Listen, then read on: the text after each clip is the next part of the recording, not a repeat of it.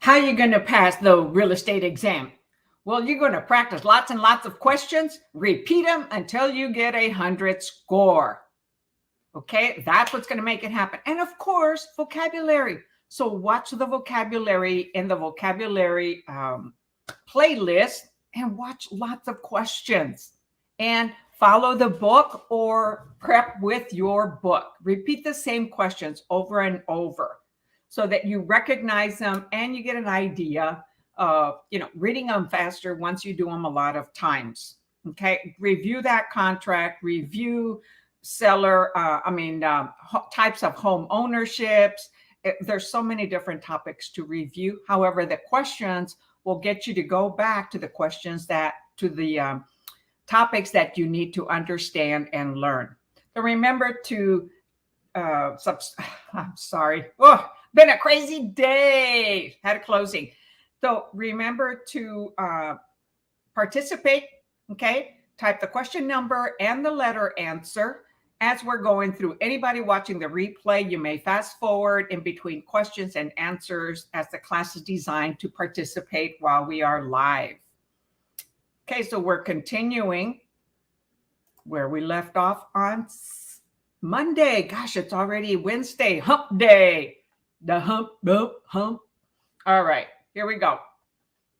Under federal fair housing laws, the owner of a 10-unit apartment building may legally do what? A, advertise that the property is not available to anyone requiring wheelchair.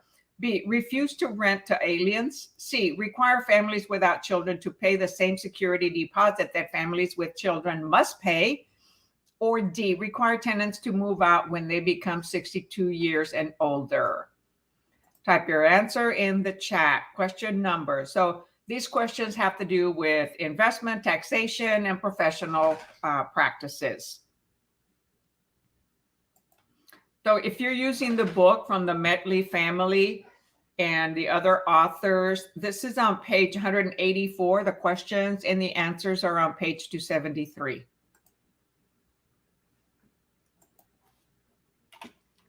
Hey, Cindy, how are you doing? Good to see you.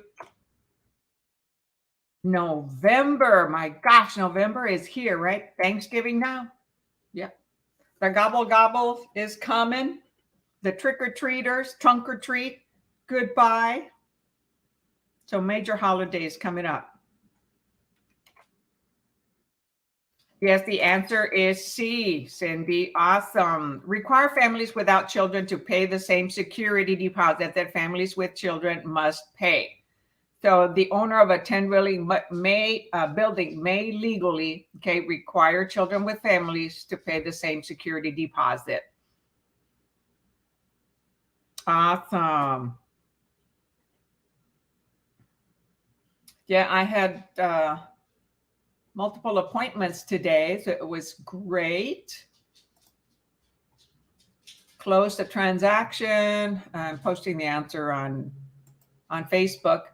Closed the transaction today with a Spanish-speaking client. Both clients were Spanish-speaking, but they also know English. From Honduras, way down south. Awesome restaurant here in South San Antonio or in San Antonio area. And had to buy your appointment. So busy day. All right, 841. So number 42, a long one, but fits in all in one page. Sam Go wants to rent out his home, but wants to exclude families with children because of his belief that they cause damage. Under what conditions would federal fair housing laws allow Go to rent on these terms? So he wants to rent out his home, but wants to exclude, certain families with children.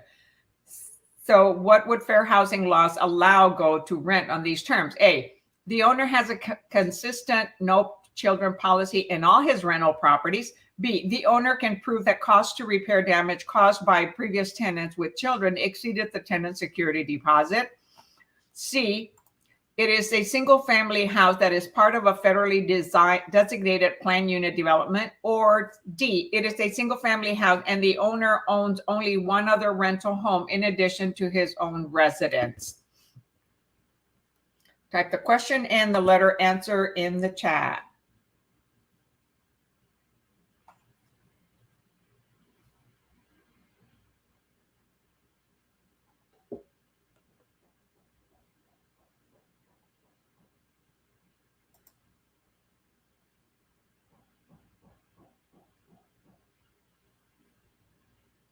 All right, so I've got 42D.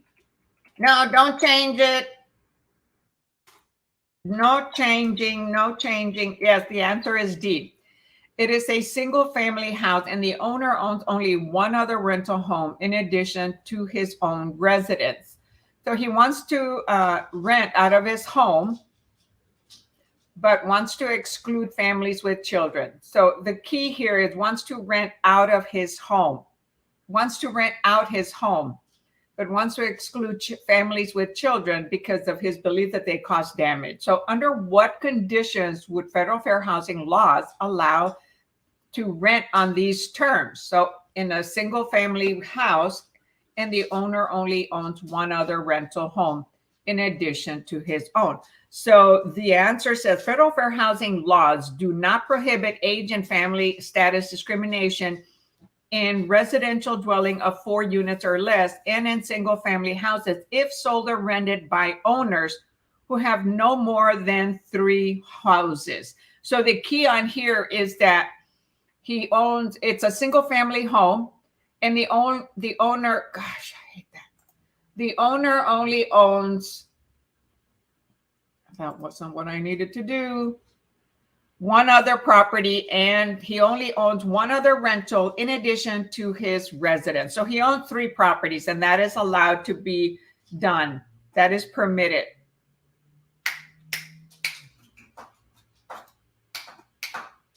Bailey, go, move. Leave the cat food alone. My Bailey here wants to eat food, wants to eat cat food. So that was correct, D. So the key is that 3 properties or less.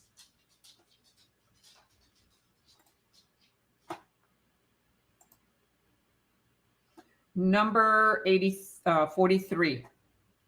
Which of the following laws or rulings extended discrimination to include gender, handicap status, and family status? Familial status, it's usually what it's called, and it can be a single parent with children. A, Executive Order 11063. B, the Civil Rights Act of 1968, or the Fair Housing Amendment Act of 1988, or D, Jones versus Meyer.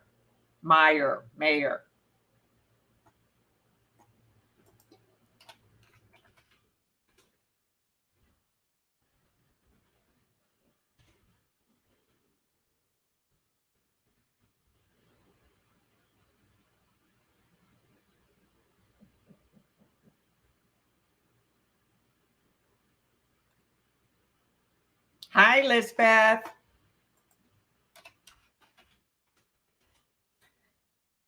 The answer is C. Okay. The Fair Housing Amendment Act of 1988 prohibited discrimination based on sex and discrimination against handicapped persons and families with children. Executive Order 11063 concerned racial discrimination in housing where federal funding was involved. The Civil Rights Act of 1968 concerned discrimination based on race, color, religion, and national origin. And Jones and Meyer concerned racial discrimination. So that was probably a law case about that family, Jones and Meyer, versus just discrimination. So when added the gender, handicap status, and familial status, okay, that was the Act of 1988. So very good.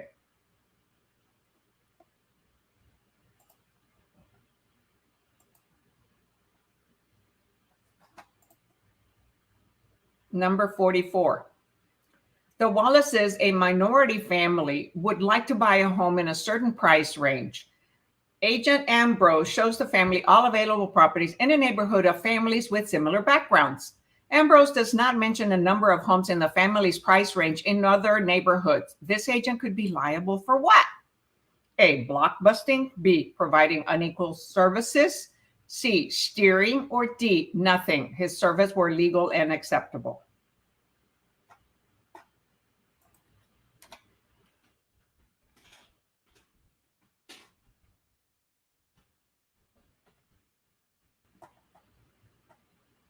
Okay, so far we've got a C, 844C. Can't remember if I showed the answer for 43. So there we go. Yes, the answer is 844C. Steering, right? Buyers are steered. I label it BS. Buyer steering. The other one is BB, blockbusting, with listing agents, seller agents. Hi, Deb. Thanks for joining us.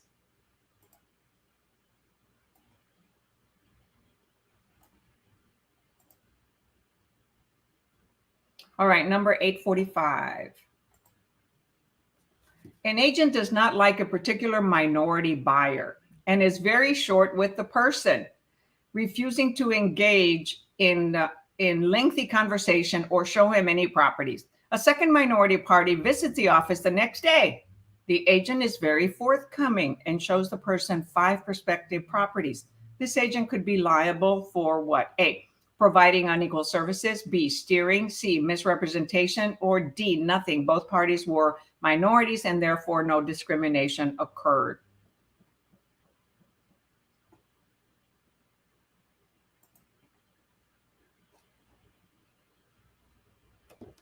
So type your answer in the chat.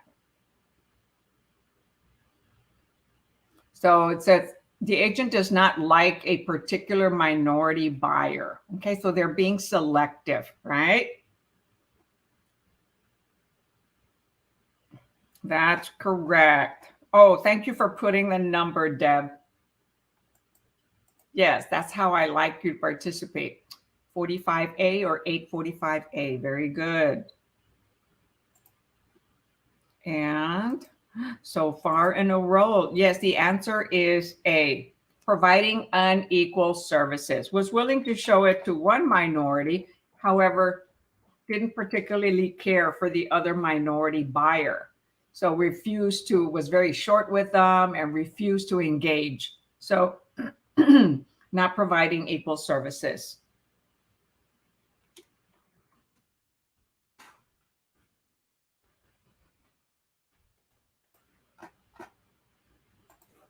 Oh, I forgot to post. I'm behind on Facebook.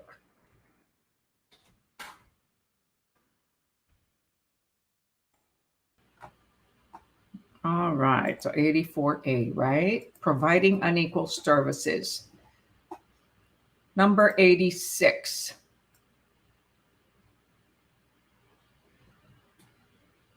Oh, I keep saying 86 and it's 46. Get confused because of the 8. Right, number 46.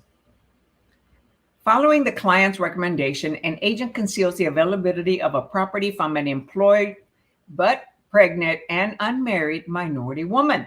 This agent could be liable for what? A, discriminatory misrepresentation by omission. B, steering. C, violating fiduciary duty. Or D, nothing an agent may show or not show any properties at his or her own discretion. So they're saying nothing. An agent may show or not show any properties at his or her discretion. So the question says what? Following the client's recommendation. Okay, so they're representing the recommendation of a client. Representing a client, an agent conceals the availability of a property from an employed but pregnant and unmarried minority.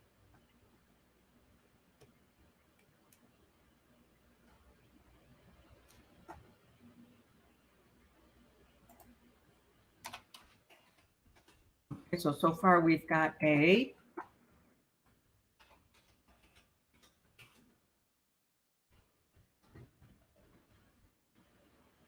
So while I give you an opportunity to answer, today was a nice cool day, right? In the 70s. It was great for going out and looking at properties. I went and looked at a commercial property.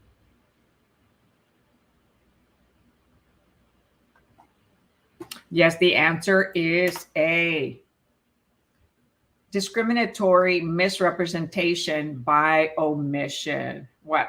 They're omitting a particular property, right? Under following a client's recommendation. That is a big no-no.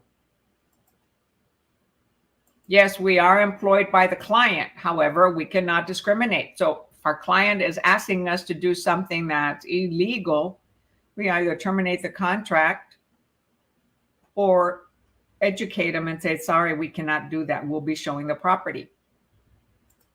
And if the seller says no way, then time to terminate the contract, the listing agreement.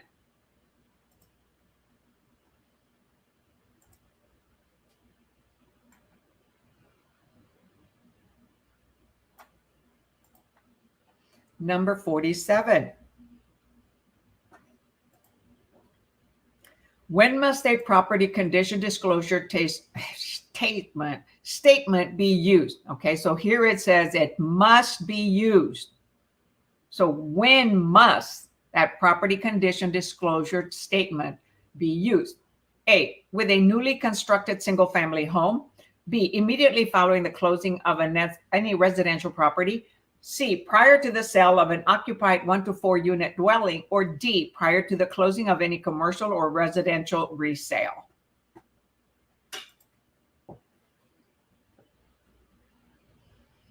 So there's different, well, not going to say anything yet.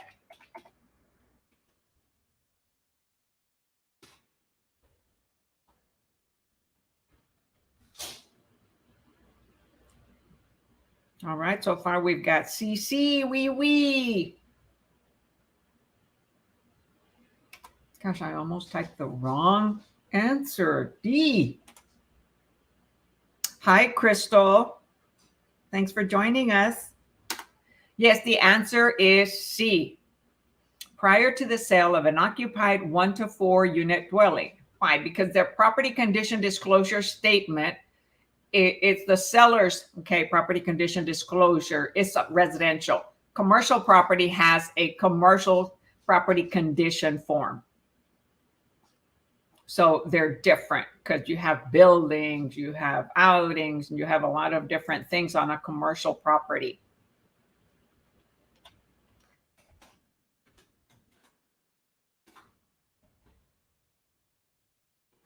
All right, the answer is 847C.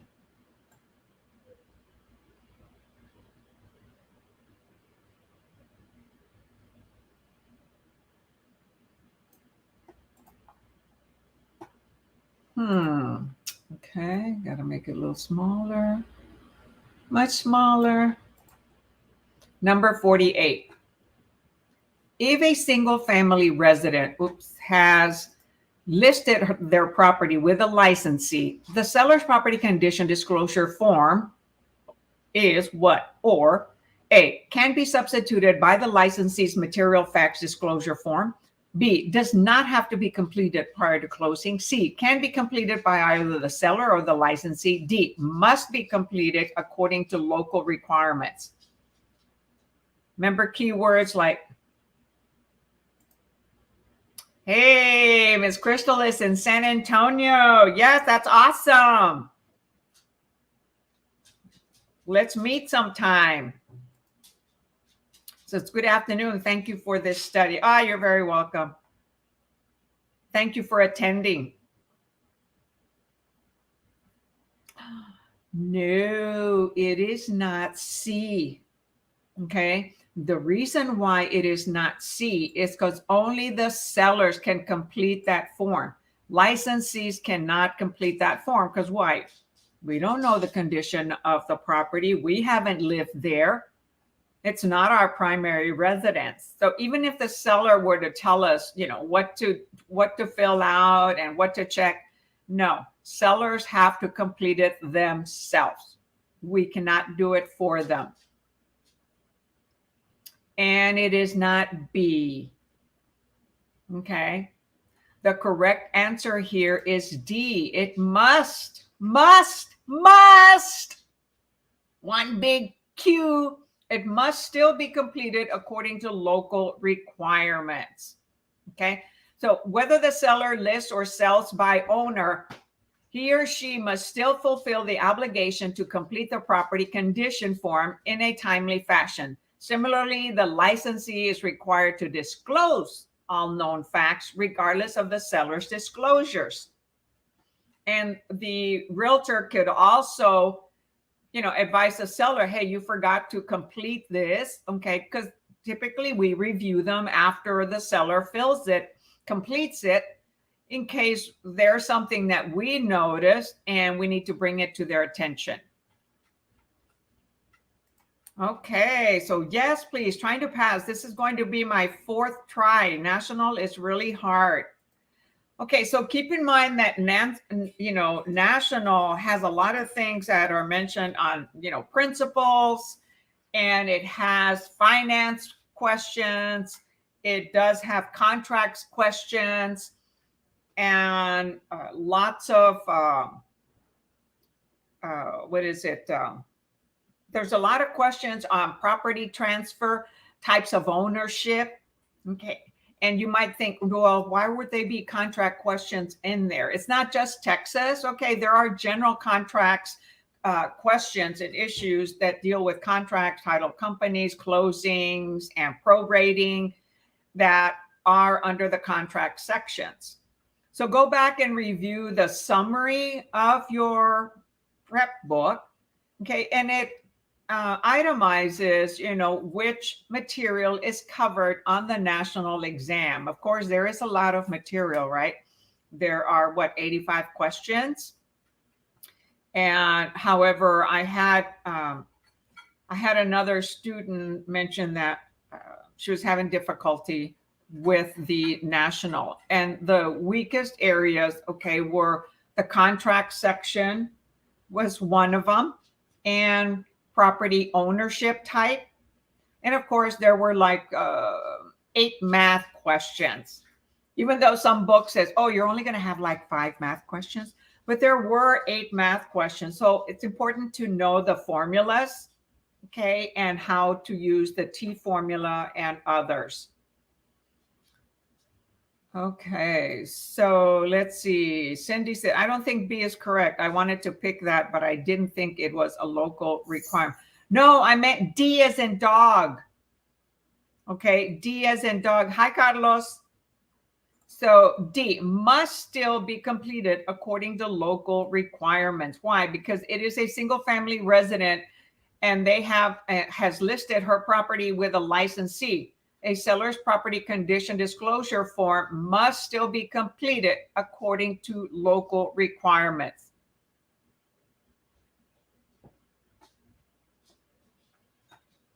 So it's 1 to 4, okay, family, 1 to 4 residential residences, right, that complete the property condition form. It's called the seller's property condition or seller's disclosure form. And they also relate to it as SDN, seller's disclosure notice. So that notice is delivered to the buyer. It can be either prior to previewing the property. We as realtors will ask the listing or download it from the MLS so that we can review it with our client and see if there are any issues with it before we even go and take time to view the property, because sellers have to disclose that. So, I haven't typed the answer. So maybe my D sounded like B.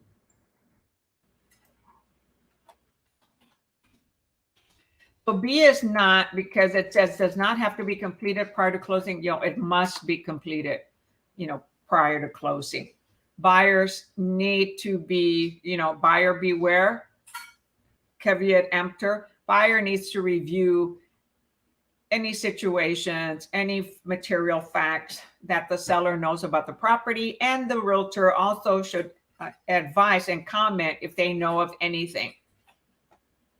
Now, it's not going to be in the MLS remarks, is going to be delivered through the seller's disclosure notice, also known as seller's property condition disclosure.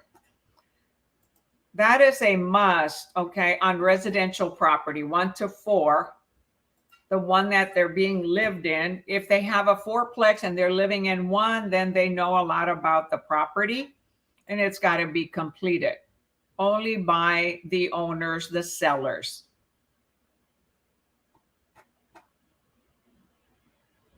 All right, number 49.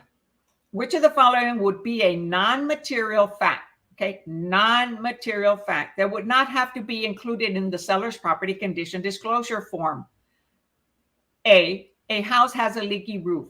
B, a basement floods. C, a previous occupant died in the house. Or D, a previous occupant contaminated the house by manufacturing methamphetamines.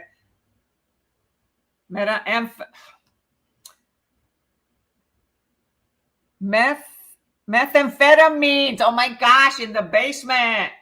I listed a house in Oregon that had methamphetamines. They were cooking it in there. It was a challenging one, but it finally got sold. So which one is not a material fact that would not have to be included in the seller's disclosure form notice?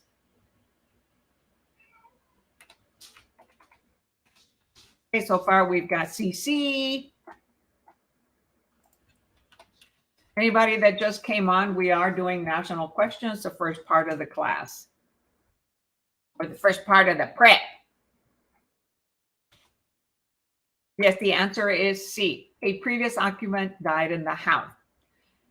Now, if the occupant had died due to issues of the home, that it was not habitable, or, they fell, the roof fell over them or something like that, and things need to be repaired, that's different. They died due to an accident in the home due to inadequacies in the home. But natural death, no. So instead of the seller, saying, hey, somebody died in the house, they would just say, there were issues in the house that got taken care of, and has to specify what they are and whether the insurance company was, a claim was put in for any types of repairs. Now, an example here is if a buyer asks, they say, hey, we know somebody died in that house and we need to know for sure. Okay, then we ask the seller, okay, about that, because the realtor more than likely doesn't know. And some individuals don't like to buy homes where somebody passed away.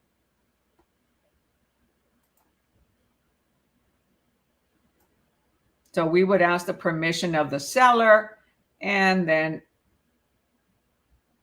give the answer to the buyer, or the buyer agent would, right? Unless they contacted us, the listing agent, and we have to say, okay, well, I represent the seller. I cannot answer any questions like that without seller's approval.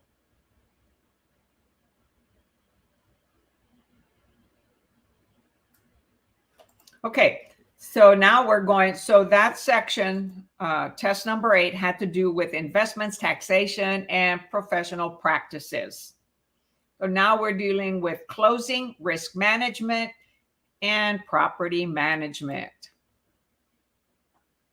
So those are other, material facts for the national exam, right? So investments, taxations, how to calculate taxations, professional behavior of realtors, and then standard of conducts. Oh no, I'm sorry, I'm reading something else. So then closings. So when you go to the closing, right, we are dealing with contracts, risk management, right? The E&O, error and omission, property management. So that has to be, about brokers who can manage properties for other owners. So that if they're going to run a property management company, then they need to become brokers, right? All right, number 9.1.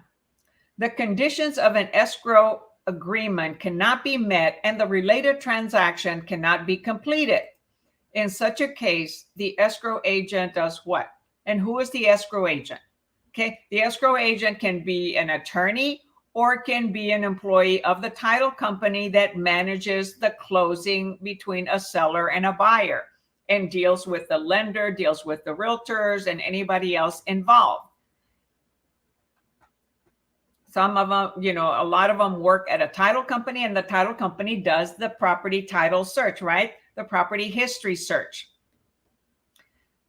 So conditions of the escrow agreement, okay, that the purchase and sale agreement cannot be met and the related transaction cannot be completed. So I wonder why. In such a case, the escrow agent can do what? Escrow agents can also be attorneys.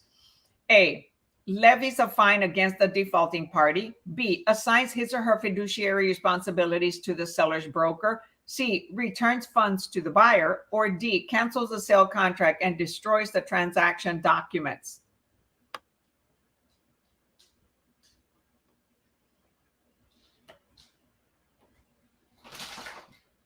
So the conditions of an escrow agreement cannot be met and the related transaction cannot be completed. So how could that happen? In what situations could that happen? Right? There's earnest money involved. There was an option period. Not always. It's not an always. Not everybody asks for an option period. If it's a cash deal or small one like the one I closed today. So which one makes common sense out of the 4 answers that could happen in a closing? It is not C. I'm sorry. It can be A, but they don't levy. I'm looking at a different question here. So yes, the return funds to the buyer. So it depends. Okay, this is a major depend. So they don't levy a fine against the defaulting party. However, if there's a defaulting party, and if it was the buyer, the seller would keep the earnest money, right? Because there's earnest money involved. So in this case, the escrow agent would do what? The only one that sounds, common sense out of the 4 answers is return the funds to the buyer. The only way that can happen, though, seller and buyer must sign, a termination document, termination of the contract, and also release of earnest money. So both seller and buyer must sign the release of earnest money in order for the buyer to get it. Title company will not just return the funds to the buyer without having that document signed. If for some reason there's a disagreement, the seller thinks it belongs to them, and the buyer says, well, no, it's really mine. And according to what the contract term says, which party was defaulting or why, it belongs to the buyer. However, both have to sign. Title company has to make sure and that everything is kosher and in agreement.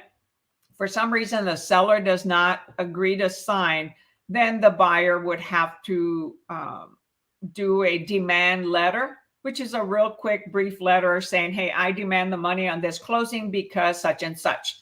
That demand letter would then be sent to the seller and to the buyer and let them respond. If nobody responds, if the buyer responds and seller doesn't, then it goes to the buyer. If seller still does not respond and says, no, that money is mine, sometimes that escrow money, earnest money, can stay at the title company for a long time. I had that happen. And eventually they'll donate it according to state laws. So let's see. We had A, C, C, D, cancels the sales contract, destroys the transaction. No, we do not destroy transaction contracts, right? Because we had a contract and it went to closing. Therefore, we keep all those signed documents for at least 4 years. In case someone were to file a complaint, right? There's a statute of limitation of 4 years that a complaint can be filed to TREC or to your real estate commission if anybody here is from another state. And B, A, levies a fine against the defaulting party. No, title companies are a neutral party. They're a neutral third party. They're hired by both the seller and the buyer. They don't determine the fines against the defaulting party. Those fines are on the contract. Okay.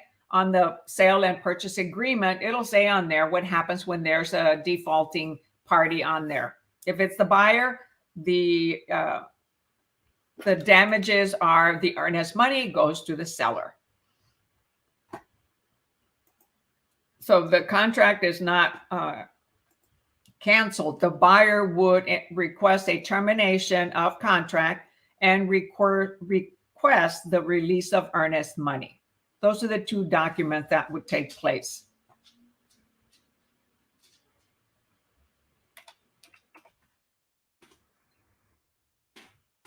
Getting tongue-tied today. So answer was C. Did anybody answer B? No, it was C, C. We had a lot of C, so that's good. Returns funds to the buyer. And it's not just that straightforward, right? But it's the best answer. And they are the ones that would be returning it. Hi, Anai. Thank you for joining us. All right, number 2. To avoid violating the Real Estate Settlements Procedures Act, which is known as what? RESPA. Know the acronym. Parties who are providing services to the buyer or seller in a transaction must, okay, so there's a must. So one of them is a must answer. A, be paid before the closing date for any service they provide. B, inform the closing agent of the cost of their services at least 1 week before the closing. C, receive payment only from the funds held in escrow, not directly from a buyer or seller. Or D, disclose in writing any business relationship they have with other parties involved in the transaction. Okay, to avoid violating RESPA, Real Estate Settlements Procedures Act. Parties who are providing services to the buyer or seller in a transaction must do what? They've got to get paid. So how? And also, well, I won't say any more until type your answers.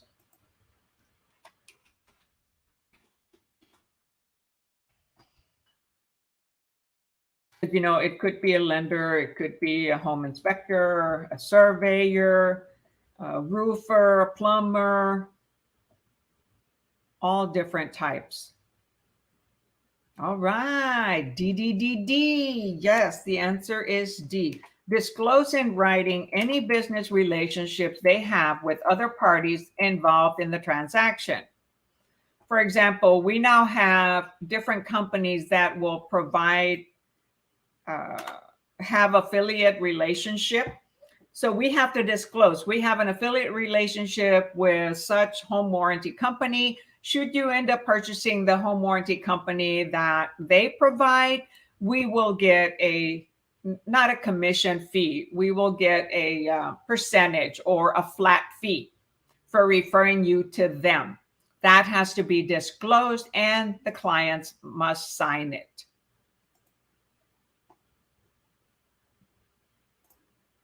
It's not like a kickback, okay, that lenders or others are not allowed to be. Now there's so many affiliations that as long as it's disclosed, okay, and buyer and seller agree, if they were to use that particular service provider, that we are going to make some money.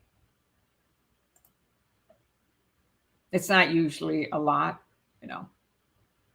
It's like we can pay we can gift, you know, $50, but not cash, right? Oops, here I was going to skip 93. A long one, something about long questions that I kind of, you know, I would click them for review at the exam. Okay, 3, a certain item to be prorated between a buyer and a seller. Okay, so that'll be on the settlement statement, right? If no outside party is concerned, which of the following statements is true? Certain items to be prorated between buyer and seller. A, the item must be prorated and recorded as a debit to one party and a credit to the other party for the same amount. B, the item must be prorated and recorded as a debit to one party and the remainder is recorded as a credit to the other party. C, the party who is owed money receives a credit for the entire item and a debit for the prorated amount. D, the party who owes money receives a debit for the portion owed and a credit for the portion that is not owed.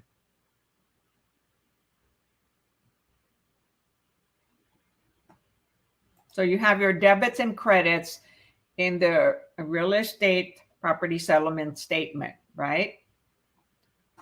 And RESPA.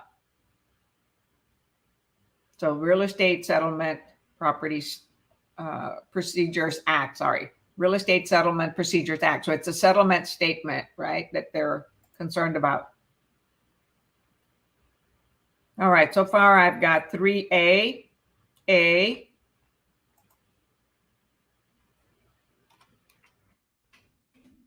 Anyone else? I'm excited. The majority of you are watching on YouTube. That's awesome. You're providing a lot of support by watching on YouTube. It gives me a lot of watch hours. And now YouTube rewards me a little bit when individuals watch, my subscribers watch the videos, or even non-subscribers. Okay, so we've got A, apple, apple, apple, apple, apple. And yes, it is A as in apple. The item must be prorated and recorded as a debit to one party and a credit to the other party for the same amount, because debit and credit in the settlement statement must equal. And that is a must.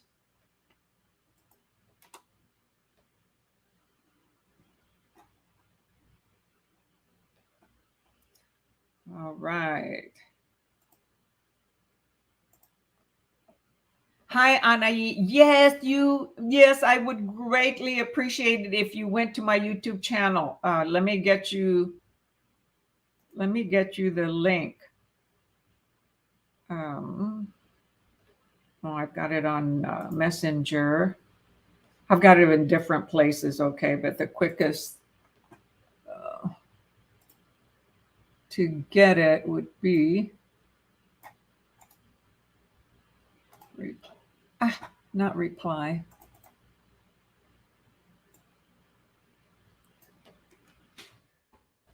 Yes, I really appreciate your support, because I do this, for free. And it took me a long time. I tried to go to, let's see. It says, I tried to go to YouTube, but my phone, I can barely see the screen. Oh, okay.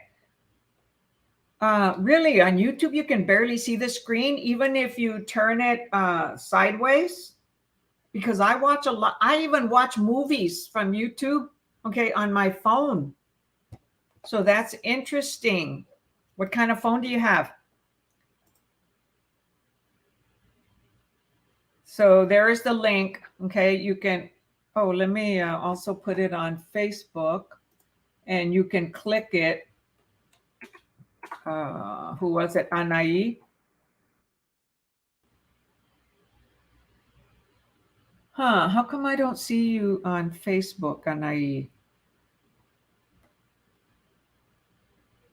Interesting. I see Lisbeth on Facebook, but I'm not seeing your comments. Let's see, am I doing something wrong? Because it's usually operator error. And sometimes it's the resolution on the phone. Okay, when you start a YouTube video and you tap on the video, there's a little gear, which my grandnephew calls it papa. That's dad or grandpa. Hit the little gear, the little wheel, so that you can adjust it. And from there, you adjust the resolution to, 720, so that you can see it clearly. And actually mine is at 360, because it'll usually put it at a low resolution, so it's hard to see, which on Facebook, we don't deal with that. And so, or it might already be preset. So you can hit that little gear Okay, and you have to first kind of put your mouse on the screen of YouTube, and then a little icons on the bottom where you can, mute or increase the volume and the gears, and or enlarge it. And you establish that 720 resolution by clicking on that little gear on settings. Wow, that's interesting, Anai. I'm not seeing, I must be typing answers in the wrong place. Hold on here. Something's going on my Facebook that it's not showing me all the comments.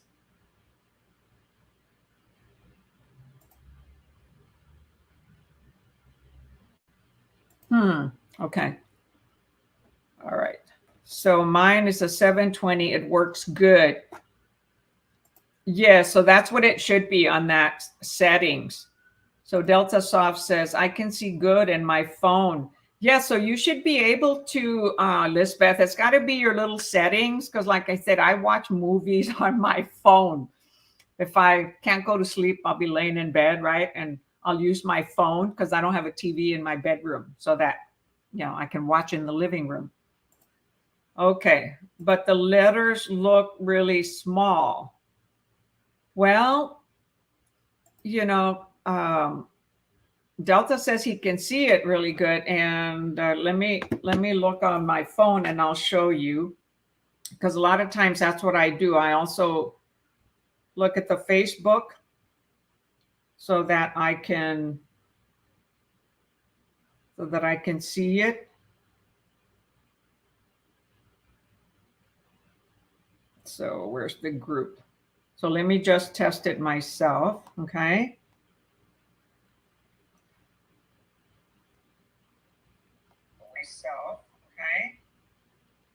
Okay, so it looks really clear. Now I have a big phone. Okay, you see how clearly it shows? Okay, so it looks really clear. Now I have a big phone. Okay, you see how? Okay, so my phone, that one's an iPhone, but I have an Android, and you should be able to see it clearly, Lisbeth. There must be something in your settings. Okay. So thank you for that. We've got to resolve that, right? All right, where were we?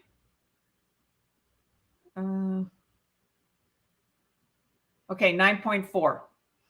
An item is said to be paid in arrears if it is normally paid. Let me enlarge that.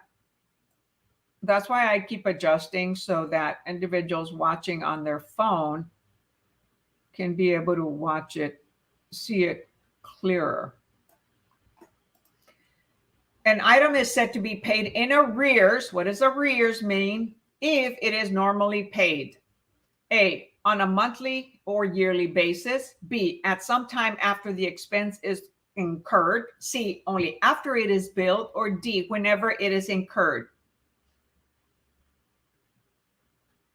So what is paid in arrears?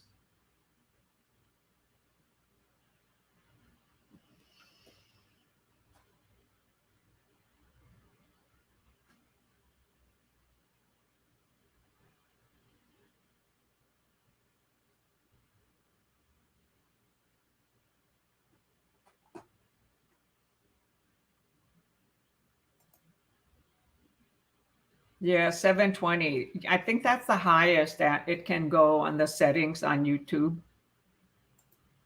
And you can set it on your computer screen and also on the phones. Okay, so far I have A. It's not A. So an item is said to be paid in arrears if it is normally paid. So like electric bill, water bill, we use it first, right? So that they know how much to charge us. They go based on use. That's paid in arrears, right?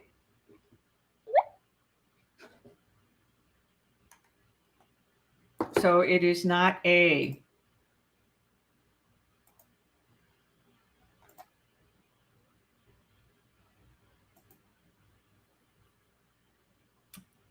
No. It is B, at some time after the expense is incurred. Okay, so if we have an electric bill, we're using the electric bill, it occurred, and then we received the bill, right, to pay for it. So after the expense is incurred. So we incurred the use of the electricity, they measure it, they charge us. Same with the water, same with the mortgage. We incur the interest every 30 days, 28 days, or every 31 days, and then they charge us, right? And it's on the monthly statement, because as a mortgage or a loan is being paid every month, the balance reduces. So the interest keeps getting smaller and smaller, and the principal payment keeps getting larger. But first we have to incur the expense and then pay for it. So the answer is B, at some time after the expense is incurred. D is whenever it is incurred. So if you incurred it now, they're not charging it now. Okay, they've got to add it up for the whole month. And that's usually with utilities, credit cards. Okay, we incur the debt now, we pay for it later, right? So the way it describes it on here is items paid in arrears or paid after the expense has been incurred. Okay, they don't do much explanation. That you're paying for it after you used it. So many of you answered whenever it is incurred. No. So if we incur a debt right now on our credit card, do we pay it now? No. When we use the electricity every single day, do we pay it every single day? That's different than going to the grocery store and buying groceries and you pay it now. That is, you're paying when it incurred, right? Right when you're buying the groceries. Now we end up charging it, so then we actually pay it in arrears when we get the credit card bill.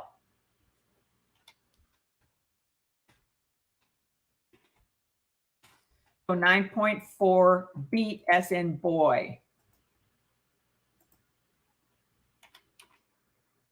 What was 9.3?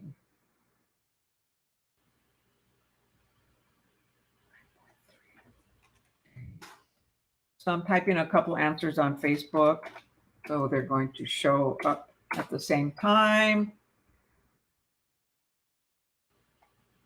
All right. So anyway, Lisbeth, however works for you, okay? Watch it, what's comfortable. You're here to learn, not to please me. However, it does support me. All right. So did y'all get that? It's 94B. Okay, because no, okay, Cindy got it correct. She answered B. Everyone else answered either A, on a monthly or yearly basis. No, it's not usually, it's when after we incurred the debt, the charge. Number 5.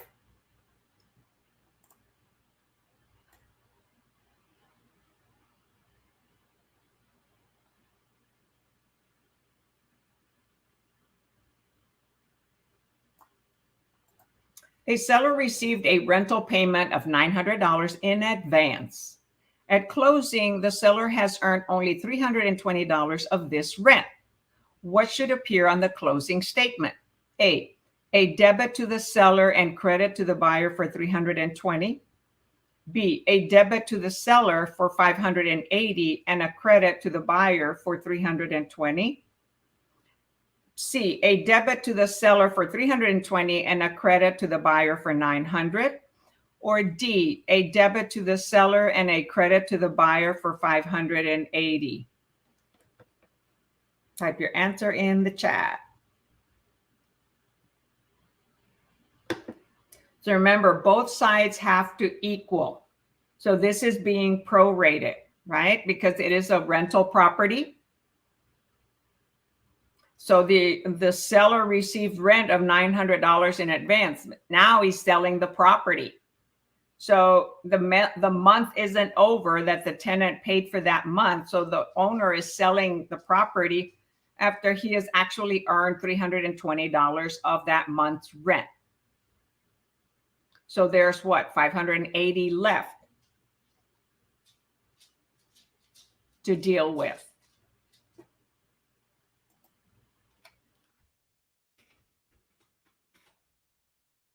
Somebody's going to get a debit and someone's going to get a credit.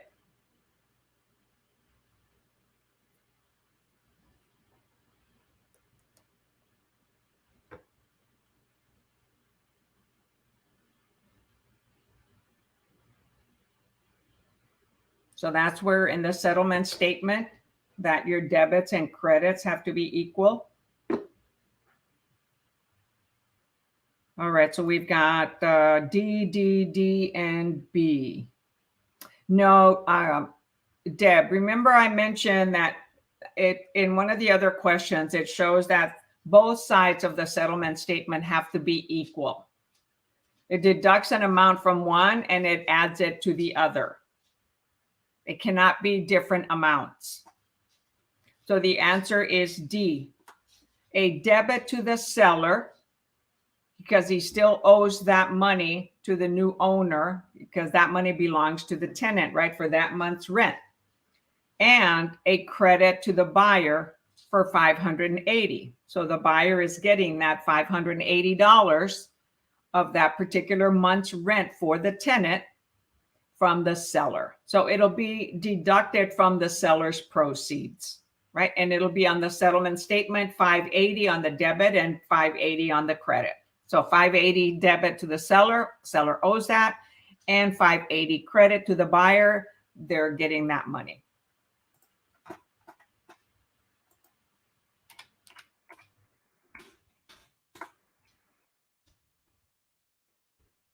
So the important thing to remember about a settlement statement or closing amounts, seller and buyer's amounts have to equal on both sides of the settlement statement. If one's getting a credit for $1,000, the other one's getting a debit for $1,000. Similar here. Okay, you got it. Very good.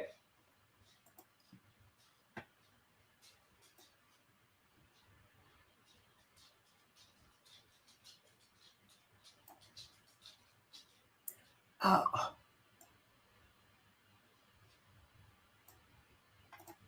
All right. I make some funny gestures. Yeah, I did some funny shorts today for both YouTube channels. All right, did I show that? Okay, there. All right, number 6. So, because remember, this section deals with, closings, investments, taxation. No, I'm sorry. It deals with closing, settlement statements, escrow, financing. All right, number 6. A buyer will receive a water bill for an estimated $100 at the end of the month. At closing, the seller has used an estimated $43 in water. What should appear on the closing statement?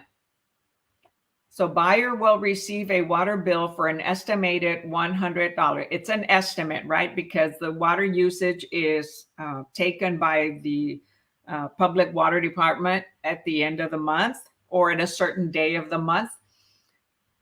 And so they're estimating $100 for the month. At closing, the seller has used an estimated $43 in water. What should appear on the closing statement? Okay, buyer is buying property that seller has used $43. So what is the difference? A, debit to the seller and credit to the buyer for $57. B, a debit to the seller and a credit to the buyer for $43. C, a debit to the buyer and a credit to the seller for $57. Or D, a debit to the buyer and a credit to the seller for $43.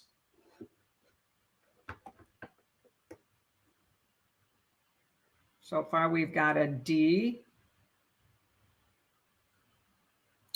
And it's not a D. Because who used the estimated $43? The seller, right? And the reason why it's not D is because that's already been used. So what's left over of the $100? Okay, we're getting there better.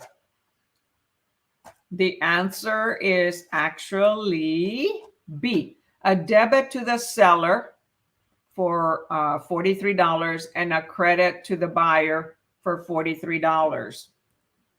So because the $100 is an estimate, right? So for an item, the buyer will pay in arrears, right? So the buyer, the water company is going to come and take a measurement. So what the title company will do is they will contact the utility company and see what is currently owed. Not what it might be, but what is currently owed. Okay. And then what would be the normal amount? Because the seller may still get, so the utility may shut down on that day and the buyer takes over the next day. That's why we inform the seller and the buyer, make sure your utilities get ready to call in and get ready to start it the day you're moving in or the day after, and the seller to shut it off. Sometimes the sellers will leave it a little bit longer so the buyers have utilities on when they move in. So for an item, the buyer will pay in arrears. Okay, the buyer receives a credit and the seller receives a debit. So the seller has already used an estimated $43 in water, right? Excuse me. So the seller has incurred some of the expense and the buyer will be paying for after closing. So the buyer will pay. So because there will be a final statement that the utility company, okay, will provide. And so they've got to take an estimate of how much has been used and the seller has to provide that money to the buyer. Okay. Thus, the seller must pay the buyer the used portion of the expense or equivalent to $43. Hi, Christina. Thanks for joining us. Oh, is this your first time here? I think so, huh?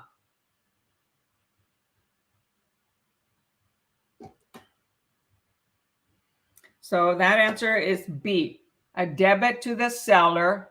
He owes the $43 and the buyer will get a credit of $43 so that they can pay it when the last statement is received.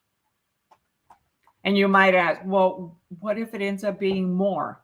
Well, the title company calls the utility company and, they probably will go take a measurement. Not probably, they'll go get a measurement of the water usage so that it can be estimated at closing. So the answer is B. A debit to the seller, okay, because the seller has that debt, and a credit to the buyer for the $43 that may have already been used, because it's going to be paid in the future, not right now. It's paid in arrears. Okay, so let's see. So Crystal, you said seller. Christina said a debit to the seller and a credit to the buyer. No, we don't know that the 757, that's an estimation, okay, of what might be used towards the end of the month. Well, they don't have to deal with that. That comes after closing, okay? So they're saying there might be an estimated $100 use for the whole month. So far, at the date that the house is being closed, the seller would have used $43 of water during that month. So that's being paid in arrears. It'll be paid later. So the buyer is given that credit for $43 and they'll pay that when they get their actual bill. Instead of billing the seller, it'll just be transferred over to the buyer. And that's similar to HOA dues or rent or things like that are divided. Yes, it's your first time. Ooh, that's a tricky question. Yes. Those debits and credits, they can be challenging. Some prep books explain them really well. You can always Google it instead of searching through your books and find debits and credits on a real estate closing. explanation of that. I believe that prep agent Joe Juder has a video on that. He's an excellent resource to use for studying. He reviews a lot of topics, a lot of math. I predominantly review questions for national and state. Texas state, not all states.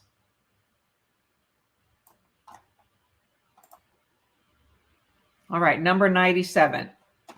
So let's see here. There's a question.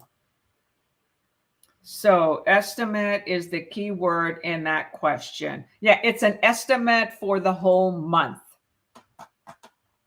If they're closing somewhere in less than like maybe day 12 or day 13 or something like that.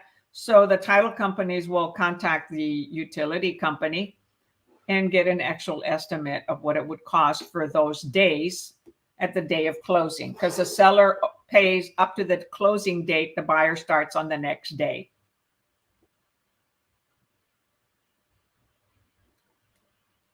Okay, what question are we on? I lost my page here. We're on 9.5 or 9.7. Ooh, I'm behind on over here. Okay, wait a minute. Yes, that was answer for 9.6. Okay, I did post it. So good question, Christina. All right, number 7. A sales transaction closes on April 1st. April Fool's Day. Ooh, somebody could do a really bad joke on that day. The 91st day of the tax year. The day of closing belongs to the seller.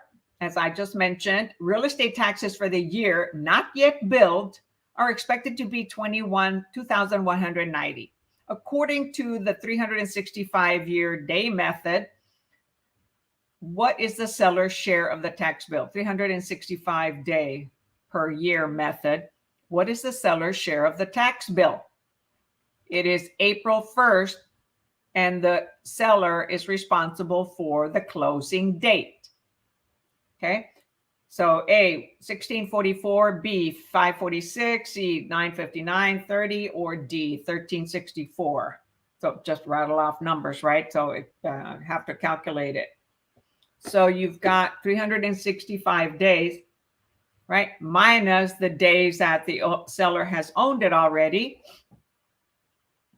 You know, January, February, March, April, right? So he's owned it for 3 months. So you use your knuckles to see which one have 31 days. So January has 31 days. March has 31 days. February, depending on, it's a leap year, okay? Can have 28 days or what, 29?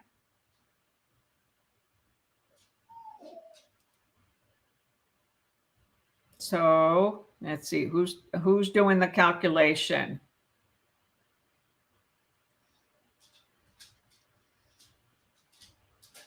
Let's see here.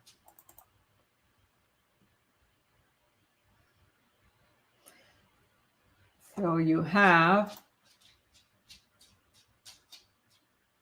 oh my gosh.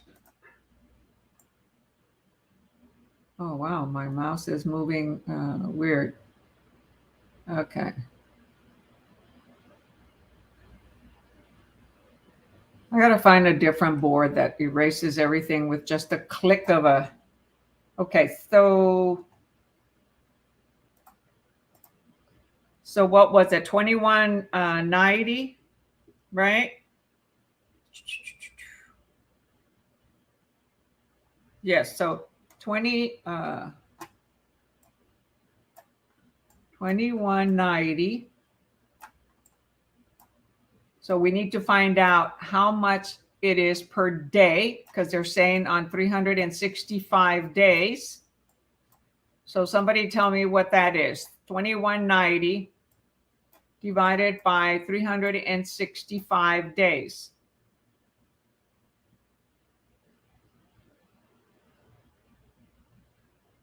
Nobody? Okay, so it's $6. Okay, so then you count the number of days that January, February, March plus April 1st. So I've got an answer so far of B. So then you have, since the buyer will pay the taxes after closing, the seller will owe the buyer his or her portion of the tax bill, which is 91 days. So 31 in January, 31 in March, that's 62 days, and probably 28 on February. So that's 90 plus 1 day in April. That's 91 days, okay? Times 91 equals, okay, $546.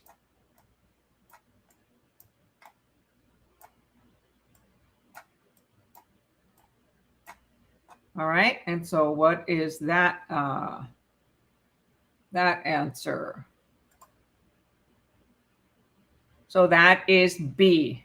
So you're guessing, okay, Delta, that would be a good answer. And that would be a good one, right? Because it's $221.90 and it's 91 days. So it's got to be a smaller number that the seller has used out of the 2190. Because what? There's 12 months, right? Even if you would divide that by 12 months and do 3 months, okay, you could get a quick answer closer to 546 than the other answers.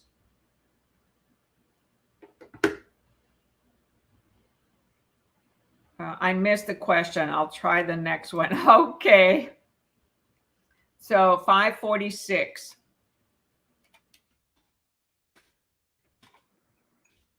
So that's another way. Okay. So you've got 2190 and you can divide it by, 12 and then multiply by 3 and you're going to end up close to 546. Okay. Because the seller only has it for 1/4 of the year. So even if you just divide 2200, I rounded off to, so divide it by 4, right? Split it up in quarters. So 1/4 of 2190 won't be 1644, right? Won't be 1364 and won't be 959 because 959 is almost 50%. And 3 months and 1 day is not half a year. So that's another way that you can go and estimate it. And maybe that's how, who was it? Who was guessing? Delta was guessing. Okay.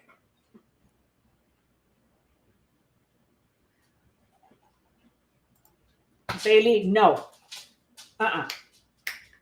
Yes, you can do this kind of calculations. And when we do the net sheet, okay, we'll use an app by a title company, or we can calculate it. However, it's best to use a third party's app, okay, to calculate this. And the title company's app. So we do sometimes, a lot of times, sellers and buyers want to know what their net's going to be. What are their costs going to be? How much do I have to give up from my proceeds, from the money that I pay? So yes, we do math like this. So good question. And we don't guess it, okay? If we don't have an app from a title company, we request one, or we contact the title company and have them give us the actual amount of what the yearly taxes are and what's the amount that'll be owed to the buyer from the seller. Because the title companies are the ones that do the settlement statement, okay, the closing settlement statement or the closing disclosure when there's a loan involved. And so they'll have all the costs, all the debits and credits for the seller and the buyer. And they have to be exact on that. And then they can let us know, give us a preliminary one that we can let the seller know, okay, we got it from the title company. This is from a third party. It's not us taking a guess or running our own app. So, we are, well, it's not just any app. So like I have 2 different title companies app. I have Envision Title and I have Valley Land Title. So those apps are provided by the title companies to calculate the closing costs, whether it's a buyer or it's a seller. So it'll have the closing costs that title companies charge the escrow officer. How much do they charge to close a sale of a particular price? So there's a standard cost, okay, for the title company to do the closing. And then there's document cost, and then the title commitment, the title insurance cost, right? Getting the tax service, asking the county clerk office for the tax report, see what the total is so that they can prorate it. So things like that. Homemade Hospitality. Hi, how you doing? We're doing national questions right now. And we should be done pretty soon because we started with, well, I forget how many we've done now because we started with 41. And on chapter 8 or test number 8, we're now on number 7. Okay, number 8, another math problem. So you see there can be, up to 8 math problems on a test. So 9.8, a sale transaction closes July 4th, 4th of July. They're not closed on 4th of July. Interesting. The day of closing belongs to the seller. What does that mean? That the seller pays prorations up to the closing date. On January 1st, the seller paid a hazard insurance premium of $375 for the calendar year. According to the 12-month 30-day method, okay, instead of 365, they're using 360-day method. What is the seller's share of the insurance premium? A, 183.33. So remember, July 4th. So it's almost, half a year, right? January, February, March, April, May, June. So just a little over 6 months. 6 months and 4 days. However, you take 30 days per month. So 6 months times 30 days, that's 180 days. Plus 4, it's 184 days. And so the seller paid $375 for the whole year. So what is the seller's share that he will get a credit for, or the debit amount that will be debited to the buyer, okay, at closing? 183, 187, they're pretty close, right? Because it's like, 50-50 of 375, but you got a little bit more than 6 months. You've got 180 days plus 4 days. So you've got 184 days.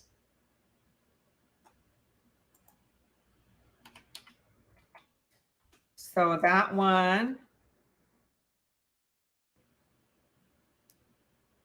So if you divided 375 by 2, you get what? 187.50, right? That would be 50%. So it's not going to be that one. It's not going to be 183 because that's too small.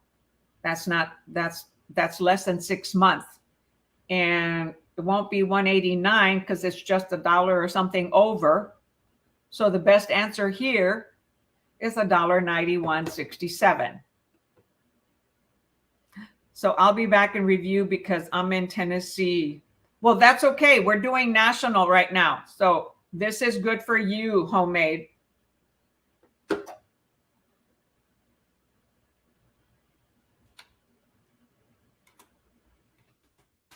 Nobody answered that one.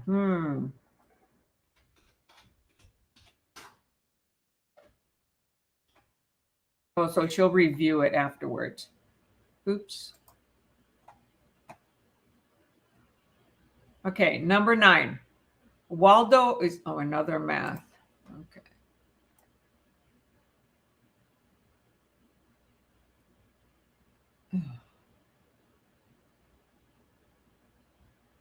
Jeez.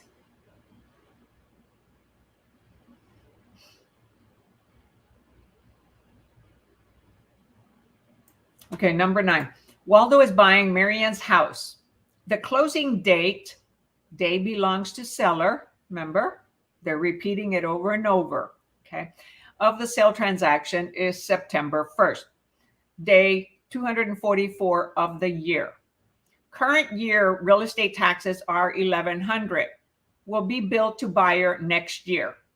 Okay, use this 365-day method for prorating the taxes. What is Marianne's share of the real estate taxes? So Marianne is the buyer. No, I'm sorry. Marianne is the seller. Waldo is the buyer.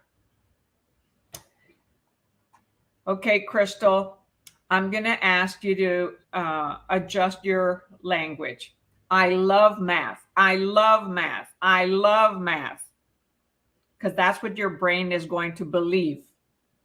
Okay, what you tell it is what your brain believes. So if you don't know math, even if you don't, tell it that you love math. I know math. I know math. I do math. I do math. So 9.9. So is it 364, 66, B, 367, 67, 732, or 735, A, B, C, or D? So you've got $1,100. And there are 244 days already used up.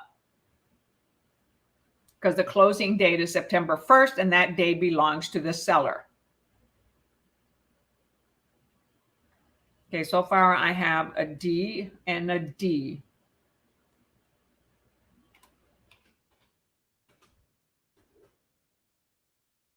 I haven't calculated, so let me look. So I'll give you a little bit more time to answer that one, since it's a math. So 2 or 3 math problems could help you pass. So please review, your multiplication, addition, things like that. Sometimes you may only need to know if the day of the seller belongs to the day of closing belongs to the seller or to the buyer. Yes, DD, Deb, Debbie D, Debbie DD, Debbie Dub Dub. Yes, 735.34. Because if you divide 1,100 by 2, that would be 6 months, right? That would be 5,500. So the A and B are not even to think about. And out of 365 days, it's more than half. Okay. So what did I say here? 5,500, okay, for 6 months. And we're doing 365 days, 244. So if you divide that by 12, you find out how many, you get, how many days per month. So it's usually, like mostly it's an average of 30 days per month, right? So how many months on there instead of doing just the day, so that you could come up with a quicker answer.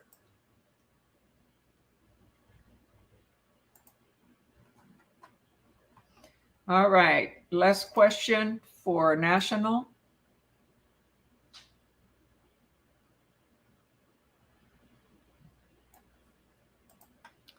Number 10. Here, let's do it larger.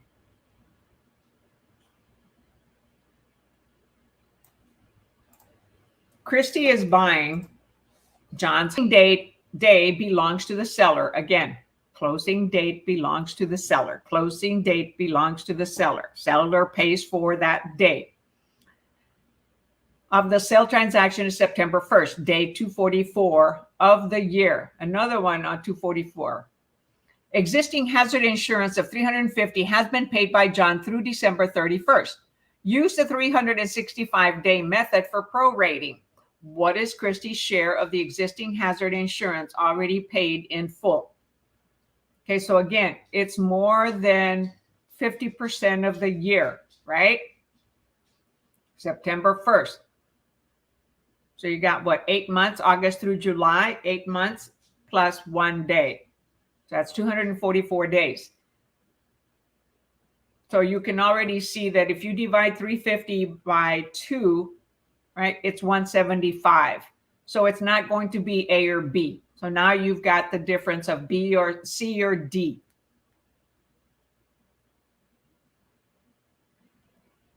Oh, wait a minute. Boo-boo, pardon me, sorry. Seller has to pay for the larger amount, okay? of the insurance of the 350, because it says here, what is Christy's share? She's the buyer. On the other one, it was the seller. So that's how quickly we can screw it up. Okay.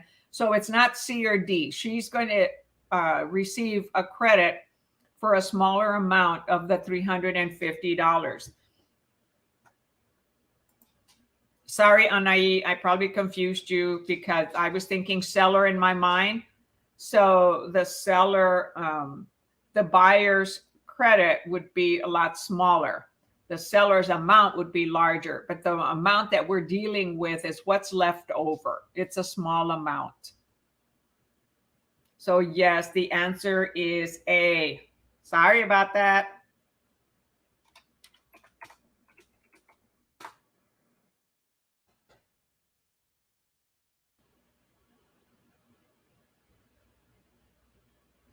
So the other one, so this one, a large percentage of the year has already passed, 8 months. And the other one, which was it? Waldo is buying Marian's house, the closing date, current year. What is Marian's share of the real estate taxes? So, you know, what percentage is she's, and when it comes to prorating property taxes, she's going to get a credit for the month already used. So it'll be a large amount because it's already September 1st. Okay. And the owner pays the majority. And on this one, oops, I'm looking at going the wrong way. So this one here, it's a very small amount. Okay. And again, it's September 1st.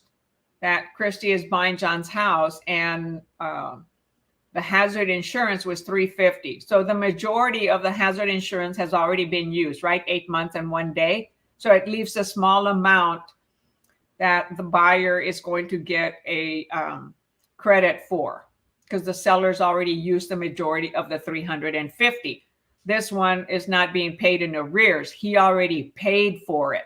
The other one, property taxes, they are paid in arrear. That's why that amount ends up being large on September 1st, because he already had the house for that many days and he's paying the taxes, but it have to be paid by the buyer when the taxes are due after closing.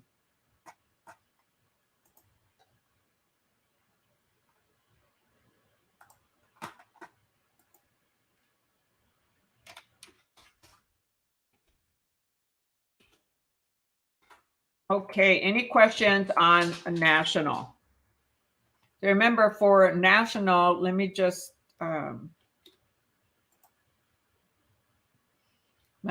go and for those of you that are struggling with national, right? So with national review, right, you're having the rights, interest, and estates. Okay, today we did closings, we did professional practices. That was in chapter 7. Chapter 8, taxation and investments. So you've got math problems, okay, that can be on closings. It can be on taxation. It's, of course, on financing. It doesn't have to be. And you also have a section on sales contracts, not necessarily the Texas law for the sales contract, but different things that have to do with contracts, okay, like the closing date, the option period, that are common to everyone, every state in the U.S. Listing agreements are common to all states. You know, agency relationships common to all states, right? Contract law, but it depends on not just the Texas law, but more general law of contracts. Properties have legal description.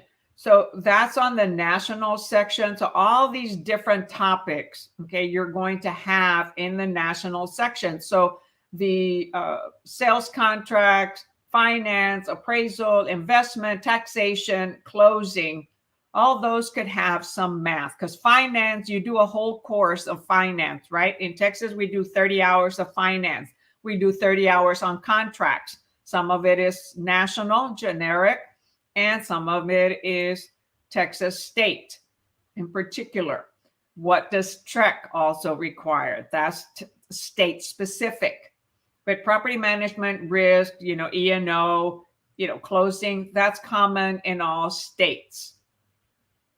Okay, so now we're going into Texas, and Texas deals with Texas laws and regulation. When it talks over here about national law review, okay, those are laws, contract law that applies to contracts in general, not just to Texas. That's why they separate it. Some states combine the national and the state. We separate it. So does Tennessee. Okay, so today on the Texas portion of it, I think we are on, let me see, we are on test number 3. Yeah, we're dealing with standards of conduct in brokerage and maybe going into agency. So standards of conduct in brokerage, okay, is what we're doing today for Texas State. Oh, I want the questions, not the review.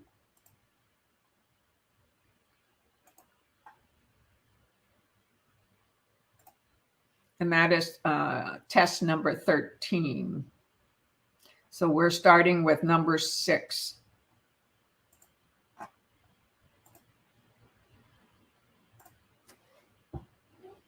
And this is on Kindle. So should you purchase the Kindle book, this is how you can do it on your phone or on your computer.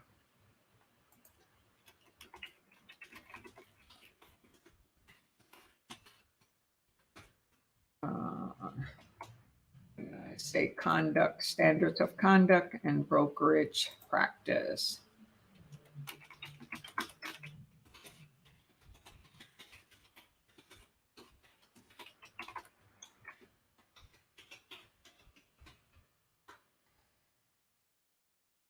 All right. Number 6. Oh, darn it. I should have copied and pasted.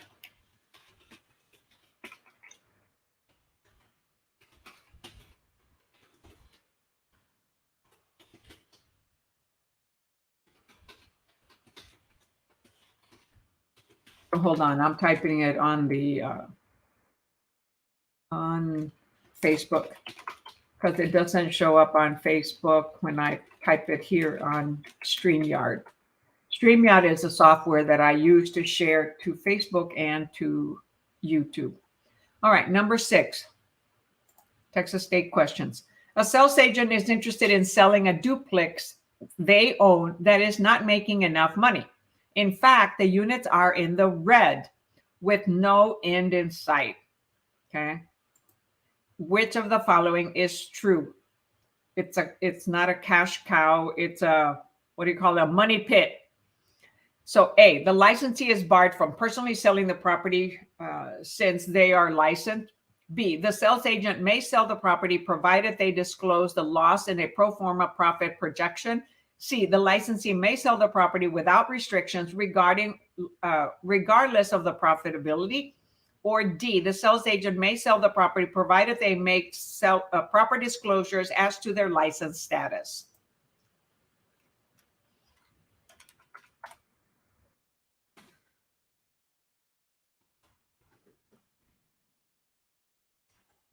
So type your answer in the chat.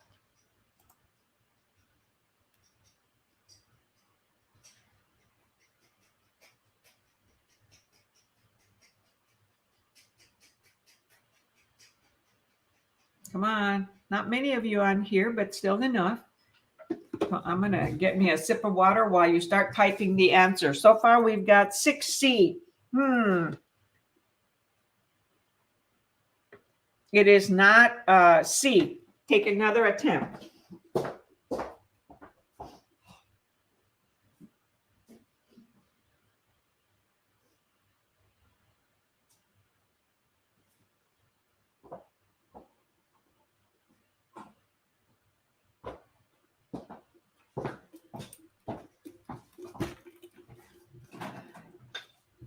This is national, right? No, this is Texas State, Delta. the beginning of the class is national. I start with national because that way anybody in all 50 states can attend the national portion. And then those that are going to do Texas can continue to stay on towards the end, or they can come in.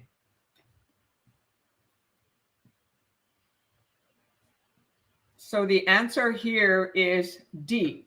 The sales agent may sell their property provided they make proper disclosure as to their license status. Remember, we must disclose, and it doesn't have to be, it's not in a pro forma profit projection. They're not making any profit, okay? It's a money pit. Now we'll go and point that out.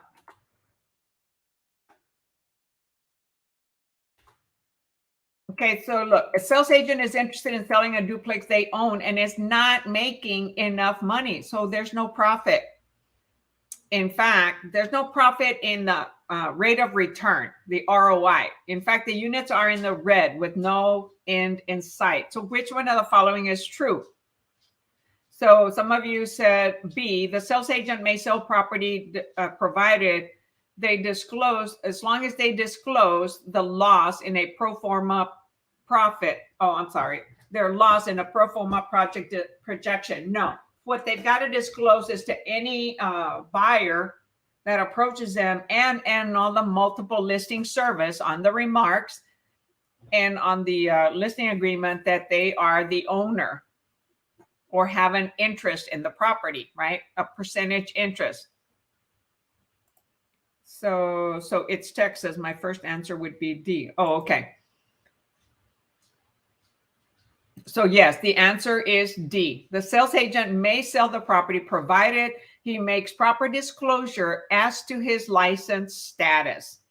So anyone that ends up calling them directly said, hey, I'm the owner of that particular property, so I can only answer what is on public record, okay?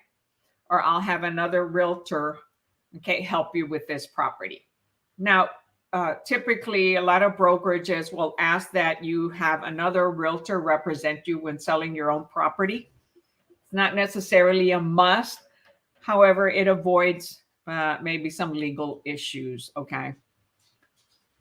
So we had, let's see, what other answers? We had B, the sales, yeah, they're not a pro forma profit projection. You have to disclose long before that. They may have to do a rent roll, which in other words, what kind of income were you having every month? However, you know, they're having a loss.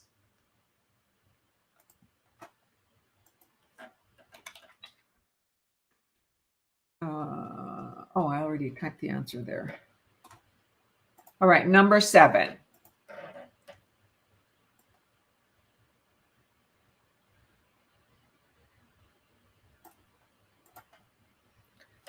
Three of the following statements constitute a violation of acceptable brokerage practice, and one statement represents acceptable practice. Which one is not a violation? Okay, which one is not a violation of brokerage practices? A sales agent tells a buyer that the seller can paint the house in 2 days. A job takes 4 days. B, a sales agent places a new sign on a property advertising a reduced price, despite the fact that the listing expires in less than a week. C, a broker uses $500 from their trust fund to pay a personal fee and then redeposits the money back into the account within 24 hours. Or D, a sales agent tells the buyer that he guarantees the property will appreciate as it has for the last 10 years. Are there guarantees? Do we have a crystal ball? And can we misrepresent information?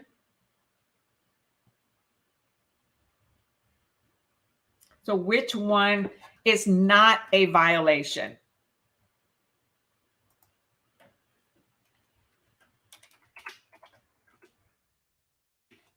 So the answer here is B, right? A sales agent places a new sign on a property advertising a reduced price. Yes, we can keep reducing the price, you know, until the day it expires. as long as it's before it expires and the seller has signed the price reduction, despite the fact that the listing expires in less than a week. The goal is to sell it before it expires, and we may end up extending it. We don't decide to do the extension. We get the approval from the seller and they signed an extension form. An amendment. That would be an amendment, right? Because it's a change to the existing listing agreement. Okay, so who else answered? Oh, everybody answered B. Awesome. Number 8. Which of the following statements would subject a licensee's license to suspension or revocation? Would subject them. Not saying it's a must or will. So A, including the broker's business identification on an advertisement. B, receiving a 10% commission on a property sale when the going rate is 6%. C, placing an excess number of signs on a property for sale. Or D, persuading a represented seller to hold off on selling until the listing period ends, at which time the sales agents can get a much better price.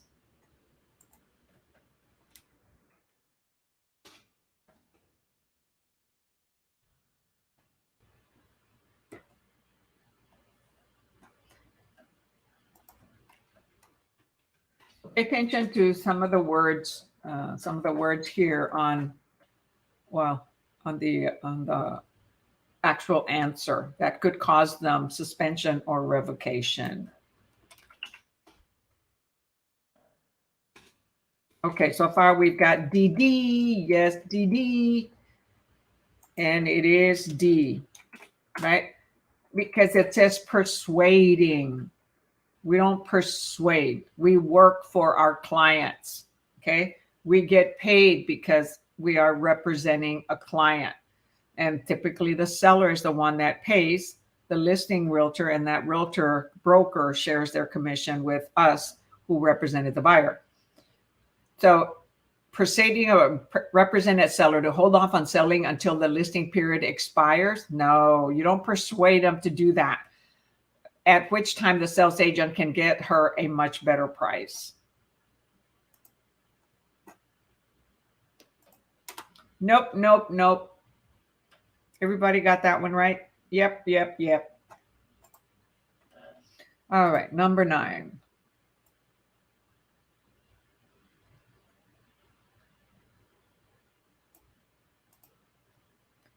Three of the following are license law violations, and one is not.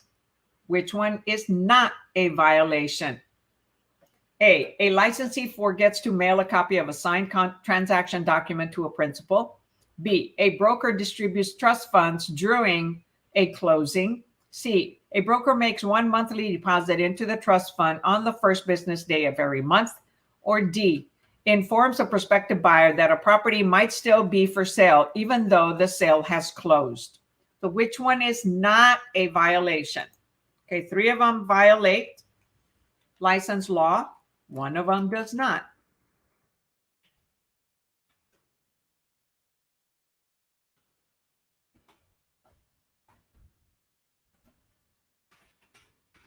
So what kinds of things happen on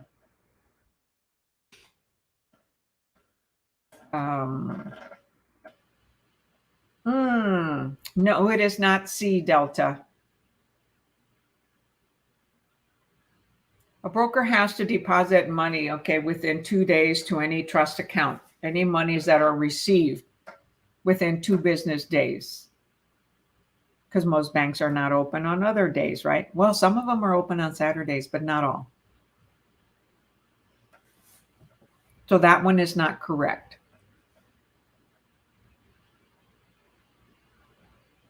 Come on, everybody else. Come on, type your answer. Type your answer. So we've got a B.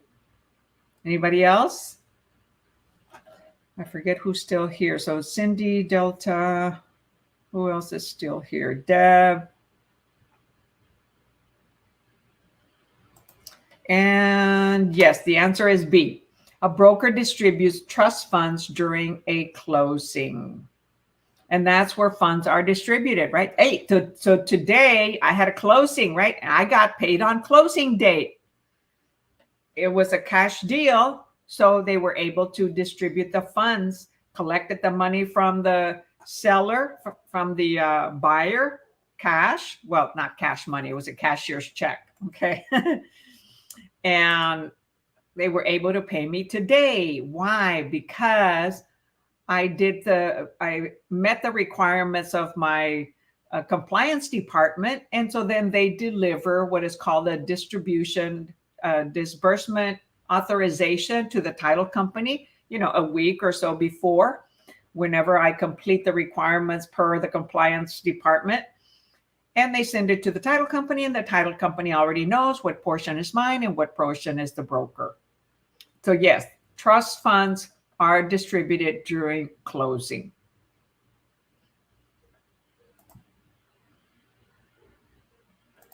Number 10. Which of the following constitutes the unauthorized practice of law? Unauthorized practice of law. A, advertising a seller that her property has the title defect. Oh, I'm sorry, not advertising. Advising a seller that her property has a title defect. B, completes a promulgated contract. C, informing a buyer that a property purchase entails numerous legal ramifications. Or D, advising a seller to obtain sufficient property insurance. So which one is an unauthorized practice of law?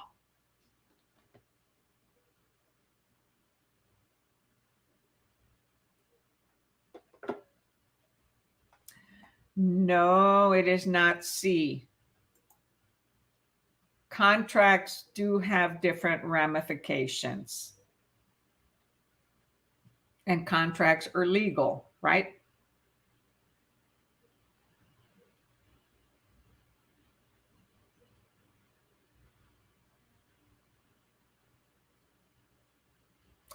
Yes, the answer is, who else is going to answer? The answer is A, advising a seller that her property or his or her property has a title defect. We are not attorneys to be translating any defects on the title. That is not in our realm of helping our clients. What is lifetime exclusion amount? Which question are you referring to? Let me type the answer.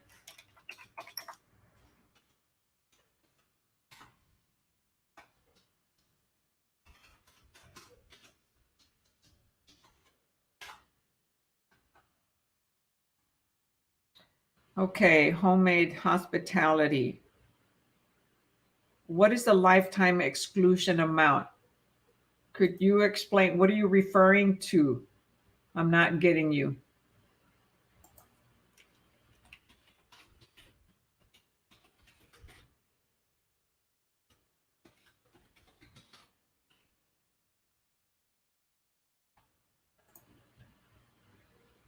Or I'm not following you.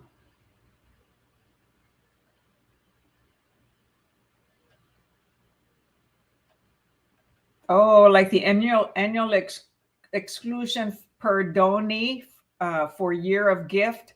Yeah, so I guess now it's gone up to 16,000. That's what you meant. Lifetime. Well, it says annual exclusion, not lifetime exclusion. So how much is the lifetime gift exclusion?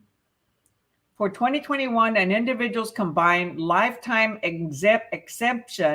exception from federal gift or estate taxes is 11.7 million. If married, the joint exception is 23.4 million. So the lifetime gift exclusion. That's a good question. Okay. I didn't know that. So, so then they're saying that so now they're saying 11.7 million for an individual combined lifetime exemption exception from federal gift or estate taxes is 11.7 million. If married, the joint exception is 23.4. That's the lifetime gift exclusion.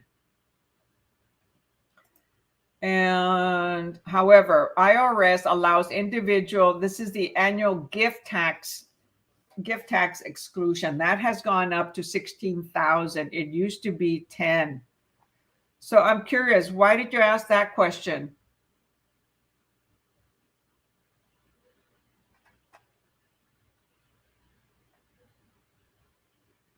So can parents give me 100,000? Current tax law, anyone for now says 15,000 per year to an individual without causing any federal income tax issues or reporting requirements. Let's say a parent gives a child 100,000. The parent would have no tax to pay on the gift, nor would the child have any tax to pay upon the receipt. So that is a gift of 100,000. However, it allows for 15,000 per year up to 11.7 million for one person. So that is federal gift or estate taxes for an individual combined lifetime. So for the combined lifetime of that person, so how many years would it take to get to 11.7 million if it is a $15,000 exemption per year? So let's see how many years a person would have to be if you've got 11. What did we say? 11,700,000. Divide that by, today it's 15,000. It's going to go up. That can't be right. It says 780. 11.7 million. If joint, 23.4 million. So beginning January 26, the exclusion amount will be decreased. Oh, that's going to be decreased by 2026 to down to 6.4 million per person. I come up with 780 years. That can't be. Must be 78 years. So 11.7 million divided by 15,000 says 780. I must be doing something wrong. So it might be 78 years. 13. So you're talking about 1310. So which answer are you responding to, homemade Cindy? No, we're going to call it a night there. We're doing five Texas questions at a time. Okay. So number 10. Number 10, the answer is A. Okay. Advising a seller that her property has a title defect. However, I was curious where this question came. What is lifetime exclusion amount? So that is a lifetime gift, right? Exemption. That's how they refer to it. A lifetime estate, lifetime gift tax exemption. Sharing the wealth. Okay. How much can you inherit from your parents without paying taxes? So there is no federal inheritance tax. That is a tax on the sum of assets an individual gives from a deceased person. However, a federal estate tax applies to estates larger than 12.06 million for 2022. In 2023, it'll be 12.92 million. The tax is assessed only by a portion of an estate that exceeds those amounts. So it depends on what, but they can give 100,000. but current tax law permits anyone to give up to $15,000 per year to an individual without incurring any federal income tax issues or reporting requirements. So the parent would have no tax to pay on that gift, nor would the child have to pay any tax. So let's say a parent gives child $100,000. The parent would have no tax to pay on that gift, nor would the child have any tax to pay upon received. So depending on how many years, okay? Because there is also a 7-year rule. No taxes due on any gifts you give if you live for 7 years after giving them, unless the gift is part of a trust. So it just depends, okay?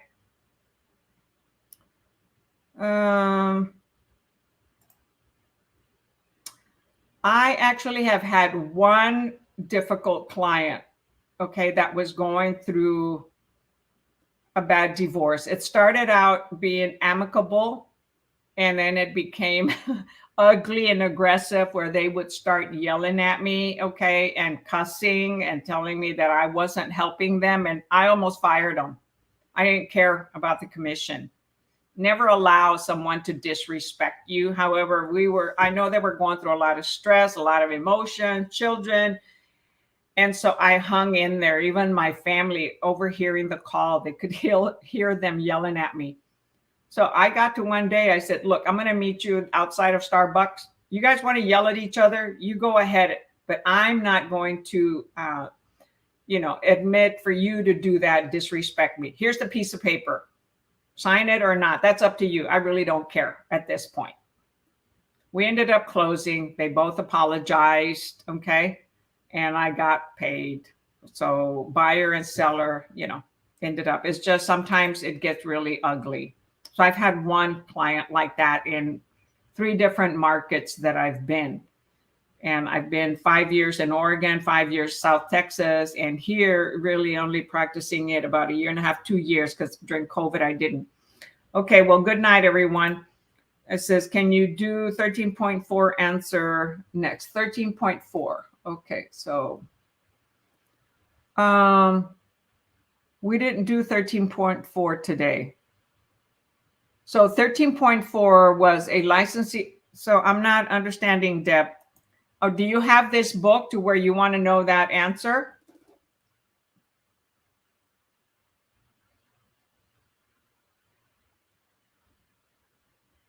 So on that one, it said a licensee opts to use a custom designed form to transact a residential sale.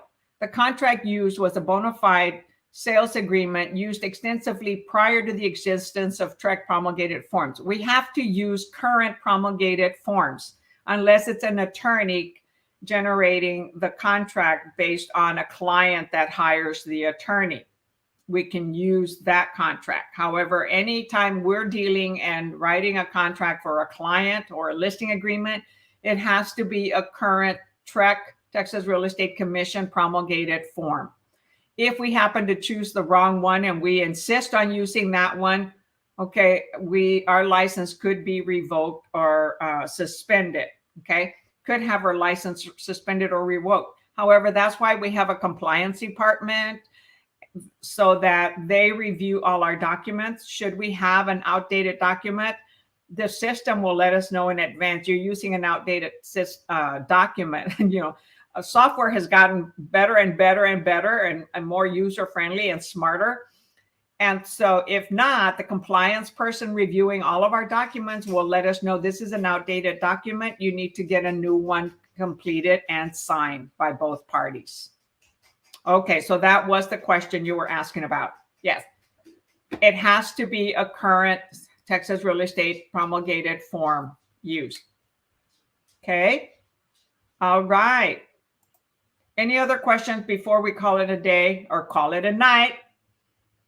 If this is your first time to my YouTube channel, hey, remember to go to at YouTube AgentPrep, tap that subscribe button, click that little bell so you're the first to get notified every time I go live, and give me a thumbs up, okay? For those of you that are watching right now on YouTube AgentPrep, give me a thumbs up, provide me some support. I love it. I love it. I love it. Okay, sending me some love. So there's 6 of you on here and I have 4 likes. So please go over there and give me a thumbs up. No thumbs down, okay? If you can't say anything nice, hey, don't say anything. So anyway, this is Wild Lily Handy coming to you from San Antonio, Texas with YouTube Agent Prep to help you prepare for your real estate exam by reviewing questions and answers and vocabularies. However, today we didn't do vocabulary. I have a whole playlist, okay, in the YouTube channel for vocabulary. And in the description below, I do have links to help you buy some of the books. If you're interested in buying some of those books that I have reviewed and used, they're excellent because they have the question and the answers explained. One of them is free on the internet that you can download, or you can buy the actual book.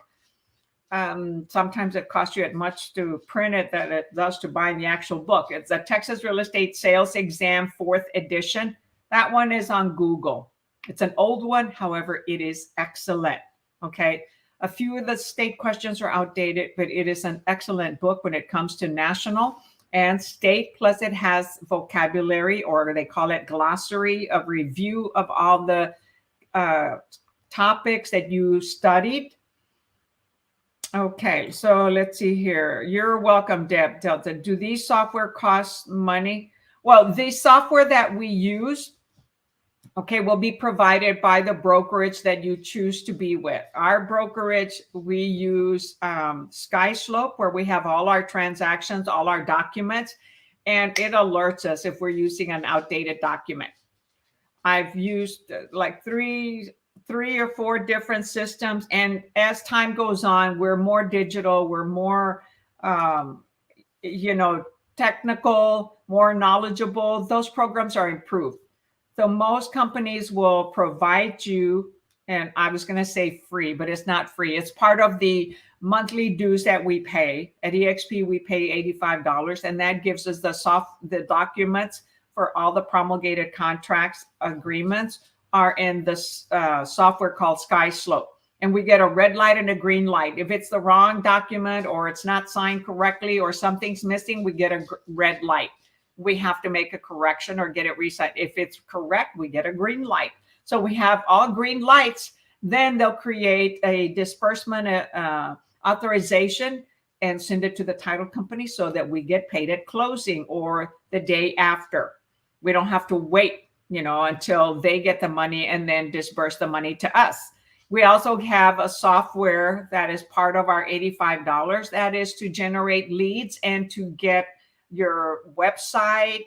And it's a smart software called KV Core. It is awesome. It's overwhelming sometimes. And we get our own app. Our company is in the cloud. We're a virtual company, cloud-based. So we're in the cloud. We're called EXP World, where we all meet. And so you can join from any state. Okay, so let's say you wanted to evaluate EXP and it became the company that you wanted to join, meets all your requirements, all your needs, and you chose me as your sponsor. Then at EXP, we all meet at this EXP World. Okay. And so everything is done on the cloud, and you can join me from any state. It doesn't have to be just from Texas. So it's awesome. We have the same cap throughout the US. Some companies, the cap will be higher, like in California, New York, Chicago, where prices are really high. With EXP, we have the same cap. So anyway, should you be interested, you'll be getting a lot of calls or emails or texts from brokers recruiting you. You can give me a call and chat. We may or may not be the company for you. Okay. And, so I'm not sure what question you're answering, Annie. That's why I asked for, typing the question number and the answer, because some of us have delays. Okay. So, that's nice. Yeah, it's an awesome company. And just know that a lot of times when you start doing the business, it may or may not be what you expect. 75 to 87% of starting realtors leave the business. a very small percentage, hang in there and give themselves, several years to get with it, because it does take money. You're very welcome. I enjoy it. So it does take money to get your business going.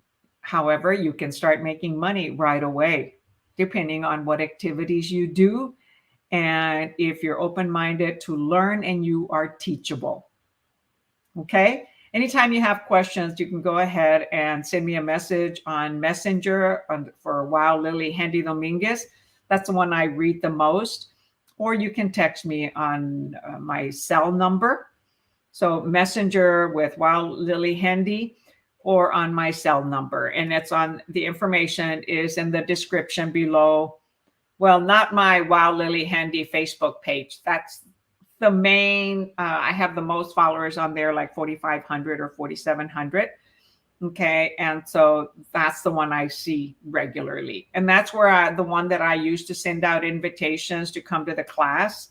Okay. And I have 5 different groups, and some have 100 or 200 individuals that have requested to join my Facebook group. And so then I add them to groups to invite them to the class. All right. So hope you enjoyed the class.